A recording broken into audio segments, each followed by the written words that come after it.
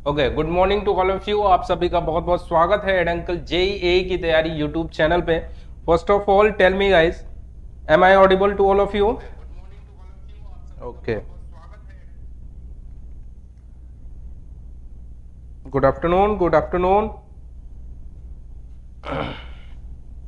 चलिए, आवाज आ रही है, बहुत अच्छी बात। तो हम लोग so my name is Ravi Pratap Rao. I have more than 6 years of teaching experience और मैं यहाँ पे building material and concrete technology subject को कवर कर रहा हूँ। तो आप सभी का बहुत बहुत स्वागत है इस चैनल पे। इसके साथ साथ आप अपने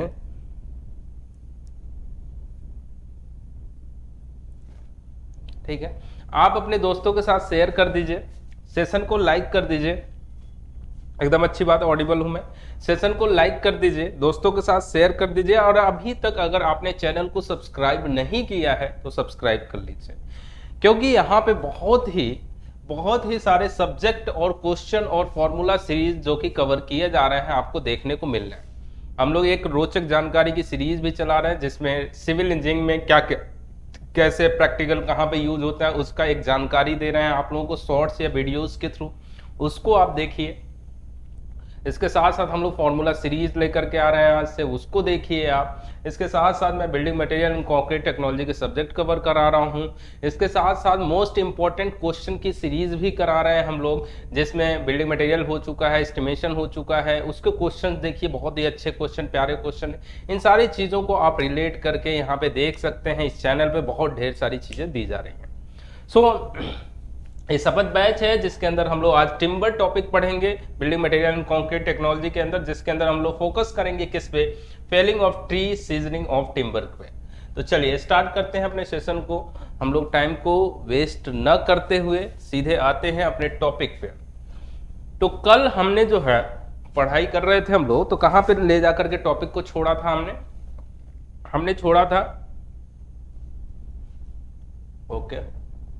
तो हमने जो है कल जो है बात कर ली थी, कहाँ तक बात कर ली थी? Cross section of exogenous tree की बात कर ली थी, जिसमें बहुत सारे कंपोनेंट आ रहे थे, जिसमें पिथ आ रहा था, उसके बाहर मेडुला था, सैपूट था, कैमियम लेयर था, inner bark, outer bark, medullary rays, annual ring, इन सारी चीज़ों की बातें हो गई थी।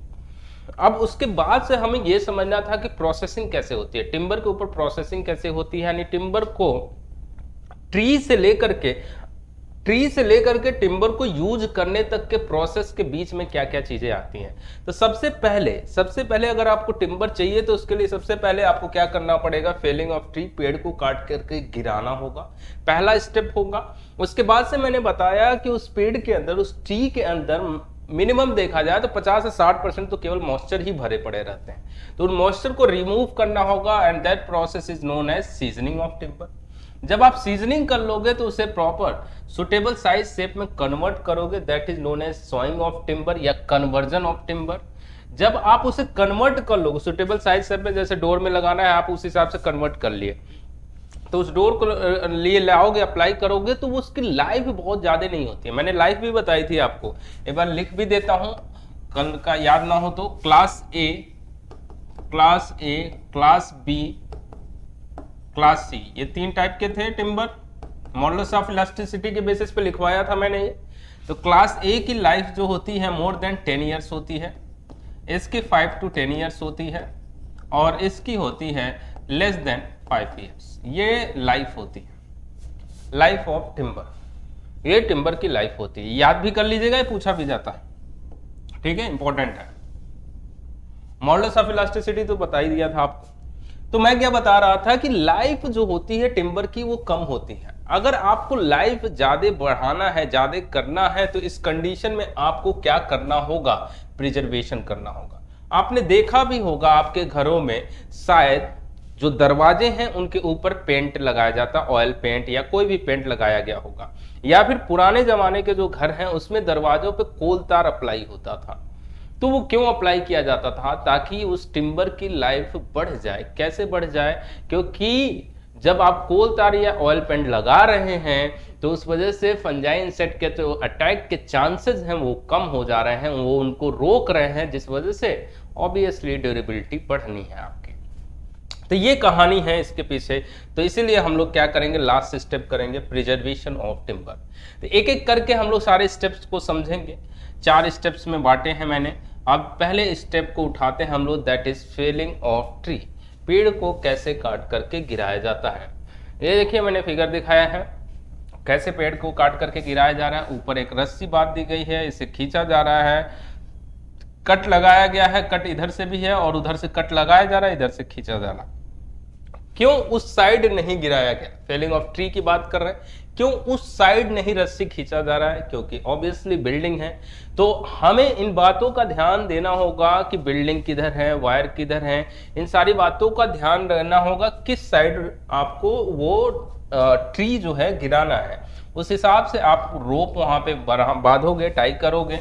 और ये फिगर में हालांकि दिख नहीं रहा, ऐसे गया होगा कुछ। तो ये जो एंगल होता है जनरली, ये जनरली जो है 60 डिग्री का एंगल होगा, 45 to 60 डिग्री बोलते हैं। तो 60 डिग्री ही मेंटेन करते हैं, ये एंगल मेंटेन होगा। और इसके नीचे जो कट लगाएंगे इसके अपोजिट में, पहले इसके यहाँ पे कट लगाएंगे, फिर अपोजिट में कट लगाते जाएंगे और यहाँ से इसको खींच लिया जाएगा, ट्री यहाँ से गिर जाएगा। ये प्रैक्टिकल सिचुएशन में आपको दिखा रहा हूँ कैसे पेड़ को काट करके गिराया जाता है, ठीक है। लेकिन कुछ बातें हैं जो आपको ध्यान देनी होंगी। ध्यान क्या देनी होंगी, फेलिंग ऑफ ट्री की अगर मैं बात कर रहा हूँ, फेलिंग ऑफ ट्री की मैं बात कर रहा हूं, अगर पहला स्टेप है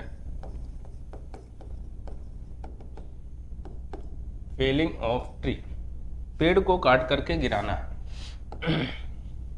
सबसे पहली चीज, पेड़ को काट करके गिरा रहे हो आप, तो कब पेड़ को काटना चाहिए पहले ये तो डिसाइड कर लें हम लोग। जब ट्री जो है प्रॉपर तरीके से मेच्योर हो चुका हो या मेच्योरिटी के पास हो, एकदम पास हो। मेच्योरिटी के बहुत पहले भी पेड़ को नहीं काटना चाहिए और मेच्योरिटी के बाद में भी पेड़ को नहीं काटना चाहिए। दोनों ही कंडीशन में स्ट्रेंथ कम हो जाता है। एक ट्री के अंदर मेच्योरिटी जब वो एज अपना कंप्लीट कर लेता है तभी आता है। तो जनरली हर एक ट्री का एज बता पाना मुश्किल है, लेकिन ये एक ऐसा बोला जा सकता है कि ट्री का एज जनरली 50 से 100 साल तक होता है। तो पहले इन पॉइंट्स को हम लोग कवर करें। एज ऑफ ट्री अगर मैं बात करूं, एज ऑफ ट्री अगर मैं लिखूं तो क्या लिख सकता हूं, 50 से 100 साल, क्योंकि ये फिक्स नहीं है तो मैंने 50 से 100 साल लिख दिया। उसके बाद से फेलिंग ऑफ ट्री, कब पेड़ को काटना चाहिए, felling of tree should be done when tree is just near to maturity, just near to maturity, maturity के जस्ट पास में हो। दोनों ही कंडीशन में स्ट्रेंथ कम हो जाएगा। या मेच्योरिटी से बहुत आगे जाओगे तो भी, बहुत पहले करोगे तब भी। क्लियर है बात। दूसरी बात समझे हम लोग, पेड़ को, अच्छा ये समझ में आ गया, मैच्योर हो गया। अब पेड़ को काटने जा रहे हो आप, तो अब ये बात करें हम लोग किस मौसम में पेड़ को काटना चाहिए, सीजन क्या होना चाहिए।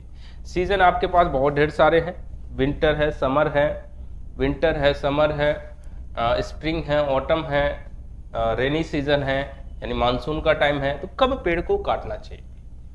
अगर मैं बात करूं क्या रेनी सीजन में पेड़ को काटना चाहिए, एक तो ऐसे एलिमिनेट हो गया, 4 बचे आपके पास, विंटर, समर और स्प्रिंग और ऑटम। स्प्रिंग और ऑटम के मौसम में पेड़ को नहीं काटना चाहिए। क्यों नहीं काटना चाहिए, क्योंकि उस टाइम पे इस ट्री के अंदर जो सैप होते हैं वो विग्रस मोशन में होते हैं।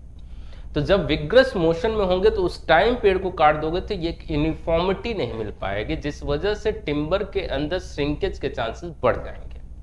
तो सबसे पहली चीज, रेनी सीजन में तो काटना ही नहीं है, वो तो सिंपल है, लेकिन किस समय नहीं काटना है। और 2 बातें पता चली, स्प्रिंग और ऑटम में नहीं काटना है। क्यों, क्योंकि उस टाइम पे सैप जो है विग्रस मोशन में रहते हैं। So felling of tree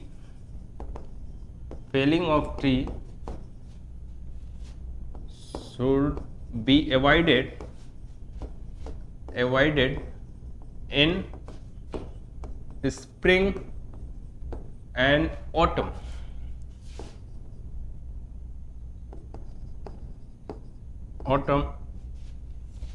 Because in this season sap is in vigorous motion, sap is in vigorous motion, SAP जो है विग्रस मोशन में होते हैं, ठीक है। तो किस टाइम पे काटना चाहिए? दो बचे आपके पास, कौन कौन से दो बचे? दो कौन कौन से बचे मौसम? एक बचा क्या समर और एक बचा क्या विंटर। दो मौसम बचे, इन्हीं दोनों मौसम में काटना चाहिए। लेकिन इसमें भी कंडीशन है, इसमें भी कंडीशन है। समर में पेड़ को काटोगे कहाँ पे? हिली रीजन में या प्लेन रीजन में? हिली रीजन में।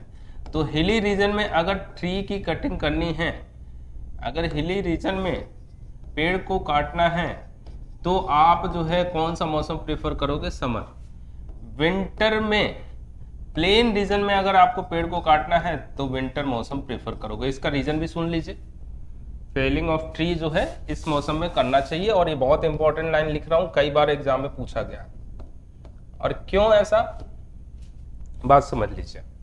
हिली रीजन में अगर आप समर में देखेंगे, विंटर में देखेंगे तो मॉइस्चर ज़्यादा रहते हैं, तो विंटर में नहीं काटना चाहिए, तो समर आ गया।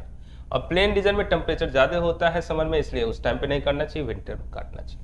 तो ये सिंपल सी बात है, ये याद रखिएगा, बहुत इंपॉर्टेंट है, बहुत बार ऑब्जेक्टिव में पूछा गया। तो पेड़ को काटने की विधि आपको पता चल गई, सारी चीज़ें पता चल गई। अब क्या है? Seasoning of timber. जब पेड़ को काट देंगे आप तो इसके अंदर 50 से 60% तक मॉइस्चर होते हैं, इसके अंदर 50 से 60% तक मॉइस्चर होते हैं। अब उन मॉइस्चर को रिमूव करना होगा। क्यों रिमूव करना होगा? उसका ऑब्जेक्टिव क्या है? रिमूव करने का ऑब्जेक्टिव ये है कि जब आप रिमूव कर दोगे तो वो टिम्बर जो है वो लाइट वेट का हो जाएगा, ट्रांसपोर्टेशन कॉस्ट रिड्यूस हो जाएगा। उसके साथ और क्या हो सकता है? जब आप मॉइस्चर रिमूव कर दोगे तो उसको आप आसानी से फ्यूल के तरीके से यूज कर सकते हो। जब आप मॉइस्चर रिमूव कर दोगे तो उसके अंदर रिजिडिटी बढ़ जाती है, जिस वजह से कहीं पे भी यूज किया जा सकता है। जब आप मॉइस्चर रिमूव कर दोगे तो उसके ऊपर फंजाई इंसेक्ट के जो अटैक के चांसेस हैं वो भी कम हो जाएंगे, क्योंकि मॉइस्चर की वजह से ही आते हैं। तो इन सारे रीजन की वजह से, इन सारे ऑब्जेक्टिव की वजह से आपको क्या करना पड़ता है? सीजनिंग करना पड़ता है। तो इस ट्री के अंदर 50 से 60% जो मॉइस्चर है उनको रिमूव करना होता है। रिमूव करने के लिए अगर बात करी जाए तो हमारे पास डिफरेंट मेथड हैं, लेकिन उससे पहले एक बात समझा जाए जरा, उससे पहले एक बात समझा जाए। जैसे मान लीजिए ये ट्री है, अब ट्री को कट किया आपने, कट करने के बाद ये ट्री का सेक्शन मिला। इस ट्री के सेक्शन के अंदर बहुत सारे सेल्स हैं, बहुत सारे सेल्स हैं। तो जो मॉइस्चर होता है ट्री के अंदर वो सेल्स कैरी करते हैं। जैसे मैं एक सेल को यहाँ पे बनाऊं, एक सेल यहाँ पे बनाया, ऐसे बहुत सारे सेल्स इसके अंदर है, इस ट्री के अंदर। मैं एक लिया हूं और इनलार्ज करके दिखा रहा हूं आपको। तो इस सेल के अंदर अगर देखेंगे तो इसे सेल वॉल बोला जाता है, ये सेल वॉल बोला जाता है। इसी के अंदर मॉइस्चर रुके रहते हैं। ये जो बहुत सारे सेल हैं इसी के अंदर मॉइस्चर होंगे, इन्हें बोला जाता है क्या? सेल वॉल, सेल वॉल बोला जाता है। इसके अंदर जो मॉइस्चर होते हैं उनको नाम भी दे दिया है हमने। क्या नाम दे दिया है? बाउंड मॉइस्चर, इन्हें नाम दिया है बाउंड मॉइस्चर।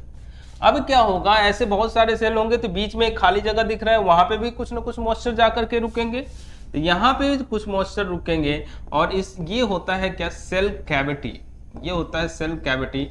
और इसके अंदर जो मॉइस्चर रुकते हैं उन्हें क्या बोलते हैं आप? Free moisture. तो सेल के अंदर, सेल वॉल के अंदर कुछ मॉइस्चर रुकेंगे और कैविटी में भी कुछ जा करके रुकते आते हैं। दो टाइप से पेड़ के अंदर, सेल के अंदर मॉइस्चर इस तरीके से रहते हैं। अब क्या है कि अब इसे कट किया है आपने, इसे कट किया है, अब इसे ले चल रहा हूं मैं, इसके अंदर से मॉइस्चर रिमूव करूंगा। मॉइस्चर रिमूव करने के मेथड अलग अलग हैं, अभी डिस्कस करेंगे हम लोग। तो मॉइस्चर जब रिमूव करूंगा तो सबसे पहले कौन सा मॉइस्चर रिमूव होगा? फ्री मॉइस्चर या बाउंड मॉइस्चर? फ्री मॉइस्चर पहले रिमूव होता है। जब फ्री मॉइस्चर रिमूव हो जाता है तो केवल जब बाउंड मॉइस्चर बचता है तो उस पॉइंट को बोला जाता है क्या? Fibre saturation point. आप बोलोगे ये क्यों बता रहे हो? अभी जरूरत पड़ेगी, बता रहा हूं। फाइबर सेचुरेशन पॉइंट कौन सा पॉइंट होता है? Point at which cell cavity, ध्यान से सुनिएगा, point at which cell cavity no longer contains no longer contains free moisture. जब इसके अंदर कोई मॉइस्चर नहीं बचा है तो कौन सा बचा, ये केवल बचा है, उस पॉइंट को क्या बोला जाता है, फाइबर सैचुरेशन पॉइंट। इसे बोला जाता है फाइबर सैचुरेशन पॉइंट। अब इस पॉइंट के बाद मॉइस्चर रिमूव करोगे तो कौन सा रिमूव होगा, बॉन्ड मॉइस्चर रिमूव होगा। यानी बॉन्ड मॉइस्चर जब रिमूव होगा ना, तब इसके अंदर श्रिंकेज की टेंडेंसी बढ़ने लग जाती है। ध्यान से सुना आपने। अब इसको मैं नोट के फॉर्म में लिख रहा हूं। किस फॉर्म में लिख रहा हूं, नोट के फॉर्म में। Removal of moisture, removal of moisture after fibre saturation point या beyond fibre saturation point, tendency of shrinkage is more. Shrinkage की टेंडेंसी जो है वो ज्यादा हो जाती है। बात समझ में आ रहा है। इसीलिए आपसे पूछा भी जाता है कि for a well seasoned timber कितना मॉइस्चर होता है। For a well seasoned timber, एक टिम्बर की अच्छे से सीजनिंग करी गई है, क्या उसके अंदर से 100% मॉइस्चर रिमूव हो जाता है क्या? नहीं, 10 से 12% मॉइस्चर होता है। यही अगर आप स्ट्रक्चरल पर्पज से देखेंगे तो 16% तक चला जाएगा। तो 10 से 12% मॉइस्चर होता है, और जनरली किस में होता है, बॉन्ड मॉइस्चर के फॉर्म में होता है। क्या ये बात समझ में आ रही है आपको? तो मैंने तो पहले आपको ये कहानी समझाने की कोशिश करी कि टिम्बर के अंदर मॉइस्चर कैसे पाया जाता है और मॉइस्चर कैसे रिमूव करेंगे, अब उस पर आ रहे हैं हम लोग। मॉइस्चर कैसे पाया जाता है और कैसे धीरे धीरे करके निकल रहा होगा, इस बात को हमने समझाने की कोशिश करी। इसमें एक दो टेक्निकल टर्म भी आए। क्लियर है इतनी बात? अब हम लोग समझते हैं कि मॉइस्चर को रिमूव करना यानी क्या कहला रहा है, सीजनिंग। सैप को रिमूव करना, रिमूवल ऑफ सैप या मॉइस्चर क्या कहलाता है, सीजनिंग। सीजनिंग करने के हमारे पास दो तरीके होते हैं, एक नेचुरल तरीका होता है, एक आर्टिफिशियल तरीका होता है। नेचुरल तरीके को हम लोग क्या बोलते हैं, एयर सीजनिंग भी बोलते हैं। ये आपको दिख रहा है, ये पहला है नेचुरल सीजनिंग, या फिर इसी को बोलते हो आप एयर सीजनिंग। हालांकि ये भी फिगर प्रॉपर नहीं है कि ऊपर एक सेट भी होता है, इसमें एक सेट भी होता है। देखिए टिम्बर को कुछ इस तरीके से रखा जाता है, दो टिम्बर के बीच में आपको गैप दिख रहा होगा, दो टिम्बर के बीच में गैप दिख रहा होगा। क्यों गैप रखा गया है, ताकि इसके अंदर एयर जा सके, इसलिए इसे एयर सीजनिंग भी बोला जाता है। यानी एक्चुअली जो है टिम्बर के अंदर जो मॉइस्चर रिमूव होने वाला है वो एयर की मदद से होने वाला है। तो इसके अंदर एयर जाएगा और एयर चारों तरफ यूनिफॉर्मली डिस्ट्रीब्यूट होगा, जिस वजह से धीरे धीरे करके मॉइस्चर रिमूव होगा। इस तरीके से होता है एयर सीजनिंग या नेचुरल सीजनिंग। अब इसमें एक दो बातें और जान लीजिए जो फिगर में आपको नहीं दिख रहा है। ऊपर एक शेड होगा, शेड का मतलब क्या है, यहाँ पे ऐसा शेड होगा जिससे एयर का वेंटिलेशन बना रहे, यानी एयर इधर से आ रहा है, इधर से आ रहा है तो उधर से पास हो जाए, केवल ऊपर ऊपर होना चाहिए, यानी बंद नहीं हो, बंद रूम में नहीं रखना है। शेड जो है का काम होता है बारिश वगैरह से बचाना, या फिर धूप की जो किरणें होती हैं, रेज, सन रेज होते हैं, वो डायरेक्ट ना पड़े, जिस वजह से यूनिफॉर्मली डिस्ट्रीब्यूशन नहीं हो पाता है हीट का सन रेज के थ्रू। तो एयर के थ्रू यूनिफॉर्मली डिस्ट्रीब्यूशन हो जाता है, इसलिए एयर से हम लोग मॉइस्चर को रिमूव करने की कोशिश कर रहे हैं। बहुत अच्छा टिम्बर मिलेगा क्योंकि एयर के थ्रू रिमूव होगा। टाइम भले ज़्यादा लग जाए आपको, टाइम तो इसमें आपको लग जाएगा लगभग 2 साल तक, शायद 2 साल तक टाइम लग जाएगा। लेकिन एयर का जो रिमूवल, एयर के थ्रू जो रिमूवल होगा स्लो प्रोसेस में भले होगा, लेकिन वो टिम्बर के स्ट्रेंथ को प्रॉपर तरीके से मेंटेन करता है। क्योंकि टिम्बर जो है, यहाँ पे कोई भी टिम्बर का एक सेक्शन लेंगे, अब आगे अभी नेचुरल सीजनिंग कर रहे हैं हम लोग, तो आगे जब जाएंगे ना, तो आगे जितने भी सीजनिंग करेंगे उसमें सीजनिंग करने के दौरान ये जो ग्रेन्स होते हैं ना, वो डिफॉर्म हो जाते हैं। जब ये डिफॉर्म होंगे तो स्ट्रेंथ कम होने लग जाएगा टिम्बर का। तो नेचुरल सीजनिंग में अभी कोई डिफॉर्मेशन नहीं दिखेगा, क्योंकि एयर के थ्रू सीजनिंग हो रही है, तो वो ग्रेन्स को डिफॉर्म नहीं करते हैं। इसलिए यहाँ से जो टिम्बर मिलता है वो एक बेस्ट टिम्बर मिलता है। वो एक कैसा टिम्बर मिलेगा आपको, बेस्ट टिम्बर निकल करके आएगा। यहाँ क्लियर है मेरी बात? यहां से जो टिम्बर मिलेगा उसमें 100% मॉइस्चर रिमूव नहीं होता, नेचुरल तरीका है ना।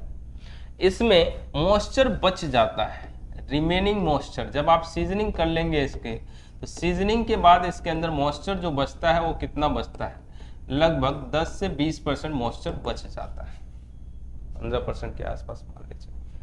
कोई दिक्कत नहीं, इतना बचना भी चाहिए था, 10 से 12% बोल रहे थे, ठीक ही है, कोई खराब नहीं है। टाइम ज्यादा लगेगा, टाइम कितना लगेगा, लगभग 2 साल लग जाएगा, 2 साल लग सकता है, और भी ज्यादा लग सकता है। लेकिन आपको जो टिम्बर मिलेगा वो बहुत अच्छा टिम्बर मिलेगा, बेस्ट टिम्बर मिलेगा। आगे वाले जो मेथड होंगे उसमें क्या हो जाएगा, स्ट्रेंथ रिड्यूस हो जाएगा। आर्टिफिशियल सीजनिंग में जा रहे हैं हम लोग, तो उसमें रिड्यूस हो जाएगा। क्लियर है बात। नेचुरल सीजनिंग में कोई दिक्कत है, स्टैक के थ्रू लगाया, एयर के थ्रू सीजनिंग हुई, शेड ऊपर लगा हुआ है, ठीक है। अब है आर्टिफिशियल सीजनिंग। आर्टिफिशियल सीजनिंग में भी बहुत सारे मेथड हैं, नेचुरल में तो सिंपल था।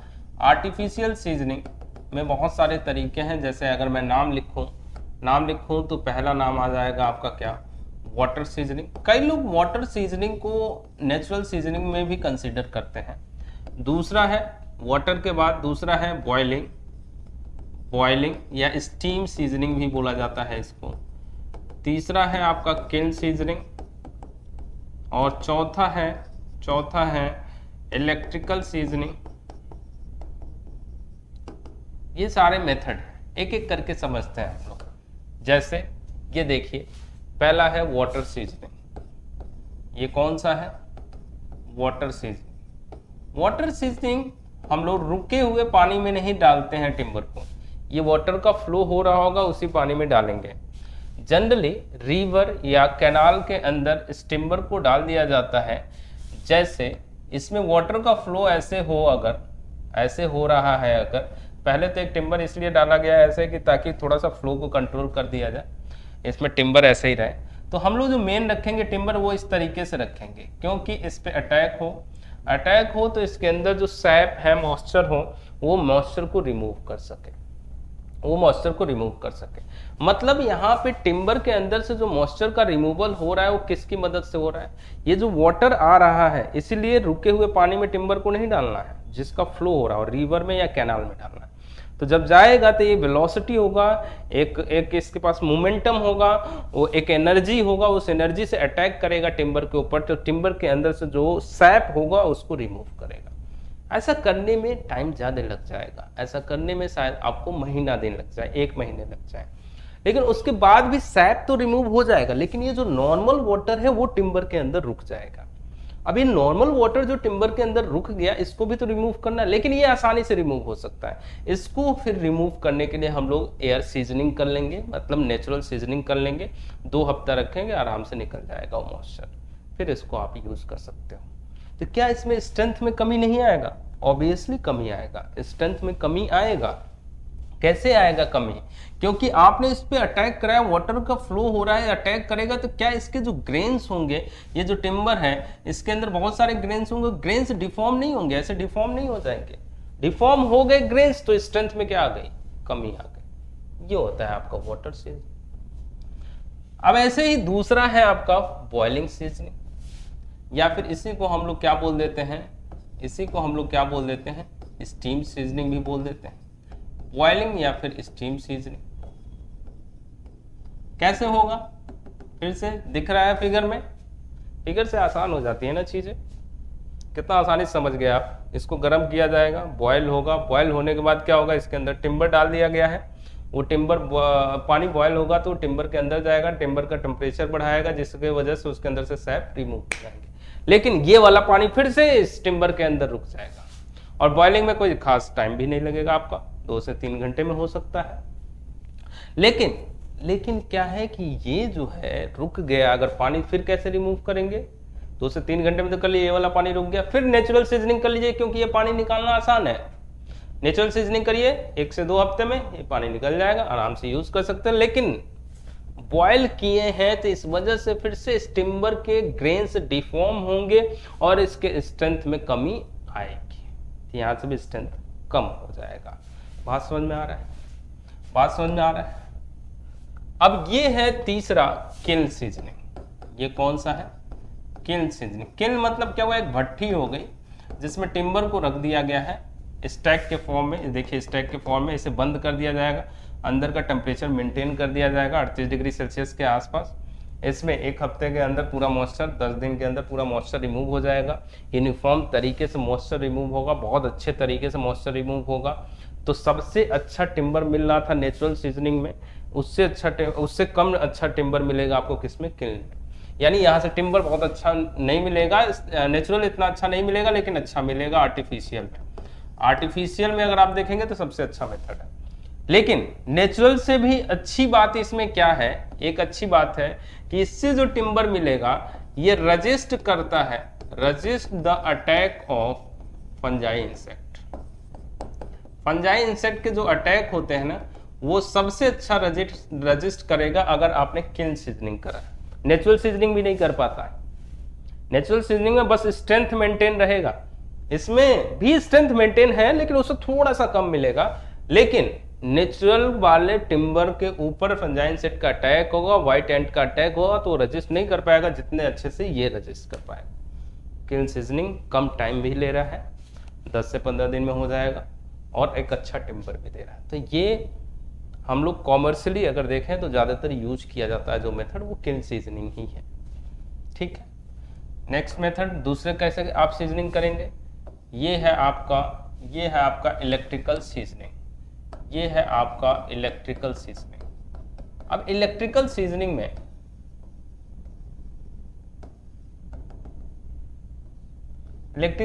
में हाई फ्रीक्वेंसी का अल्टरनेटिंग करंट देते हैं आप। हाई फ्रीक्वेंसी का अल्टरनेटिंग करंट देते हैं। तो हाई फ्रीक्वेंसी का अल्टरनेटिंग करंट देने की वजह से इसके अंदर जो मॉइस्चर होता है वो रिमूव होता है बहुत जल्दी। टाइम अगर आप देखेंगे इसमें तो टाइम तो आपका 25 से 30 मिनट में हो जाएगा, और भी कम टाइम में हो जाएगा। लेकिन इसमें डिफॉर्मेशन बहुत कम मिलेगा, बहुत ज़्यादा मिलेगा, तो स्ट्रेंथ आपका बहुत कम मिलने वाला है। डिफॉर्मेशन बहुत ज़्यादा हो जाएगा जिस वजह से स्ट्रेंथ आपको बहुत कम मिलेगा इसके अंदर। बात समझ में आ रही है? तो हाई फ्रीक्वेंसी का अल्टरनेटिंग करंट है तो ग्रेन्स बहुत आसानी से डिफॉर्म हो जाएंगे, स्ट्रेंथ बहुत कम मिलता है इसके अंदर। अच्छा, बस इतना ही, सीजनिंग तक ही रखते हैं आज। तो आज मैंने आपको फिगर के साथ भी समझाया, शायद आपको और अच्छे से समझ में आया होगा और ज़्यादा दिनों तक याद रहेगा। ऐसे ही कोशिश करेंगे और अच्छे से फिगर वगैरह सब कुछ ला करके समझाया जाए ताकि आपको लंबे समय तक याद रहे ये चीज़ें। तो कल अब हम लोग क्या करेंगे, फेड को काट तो लिया हमने, फिर सीजनिंग भी कर ली, अब उसके बाद उसे सूटेबल साइज शेप में कन्वर्ट करना है, कन्वर्जन करेंगे, फिर प्रिजर्वेशन करेंगे। तो कल के क्लास में इन सारी बातों पे ध्यान देंगे। तो कल सेम टाइम पे आ जाइएगा 12 बजे, फिर 12 बजे टिम्बर को हम लोग स्टार्ट करेंगे यहाँ से और उसे कंप्लीट करने की कोशिश करेंगे। अभी तक अगर आपने चैनल को सब्सक्राइब नहीं किया तो सब्सक्राइब कीजिए और दोस्तों के साथ शेयर करिए, लाइक करिए सेशन को, कमेंट बॉक्स में कमेंट करिए क्या चाहिए, क्या पढ़ना है, क्या नई चीज़ें आपको चाहिए। फॉर्मूला सीरीज आ रहा है आज से हम लोगों का, तो उस पर ध्यान दीजिए। ठीक है, मिलते हैं हम लोग कल के क्लास में, और तब तक के लिए धन्यवाद। Thank you so much, bye bye, जय हिंद।